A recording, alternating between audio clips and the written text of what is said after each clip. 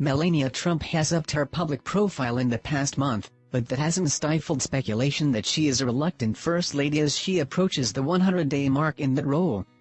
In the past 30 days, Trump, who turns 47 today, has been a more visible presence in her husband's administration, meeting with her foreign equivalents and appearing at White House events. A video of her at the White House Easter egg roll, nudging President Trump to put his hand on his heart during the national anthem, went viral. It's a marked change from 3 months ago, when the President and First Lady weren't seen together in the early weeks of the new administration. Thus far, her presence has been a quiet, but beautifully dressed one. She has given very few speeches, as was the case on the campaign trail. One rare moment the public heard from her was on March 29 at the State Department's International Women of Courage Awards. A lack of confidence with her English, which is not her native language, was obvious. She alternated between two teleprompters, speaking slowly and carefully, never breaking script. When she handed out awards to women who had displayed exceptional courage in fighting for gender equality, some had been beaten and burned, she was cool and composed but a bit distant. Comparisons between First Ladies may not be fair, but they are inevitable. And as Trump finishes her first 100 days in the most public, yet non-defined, role in the country, questions linger as to what kind of First Lady the Slovenia native will be.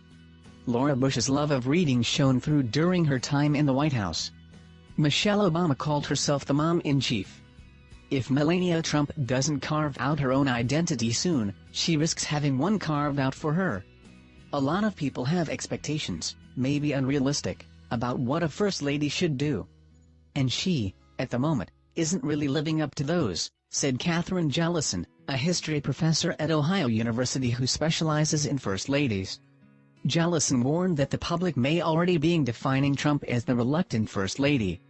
Trump famously didn't move into the White House after her husband was inaugurated, saying she would do so after her son finished his current school year.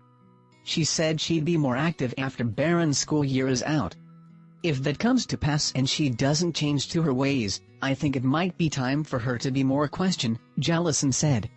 The speculation about Trump's future was stoked by a Vanity Fair article published last week that painted an unflattering picture of the inner Trump world.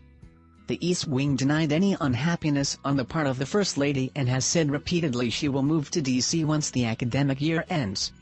But there has been little talk from Trump herself, which would be the fastest, most efficient way to quiet the speculation.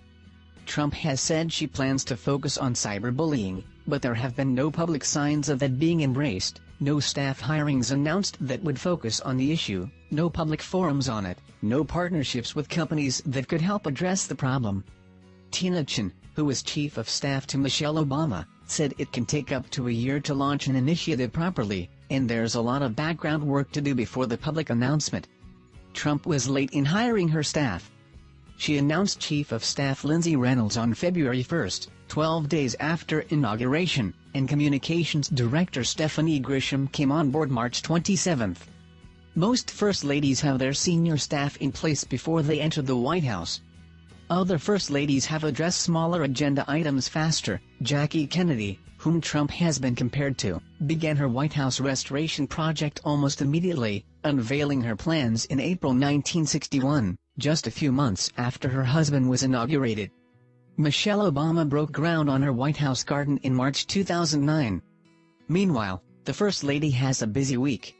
She visited wounded soldiers at Walter Reed National Military Medical Center on Saturday, appeared Monday at a luncheon with ambassadors of countries on the United Nations Security Council, and she is scheduled to welcome children to the White House on Thursday for Take Your Sons and Daughters to Work Day.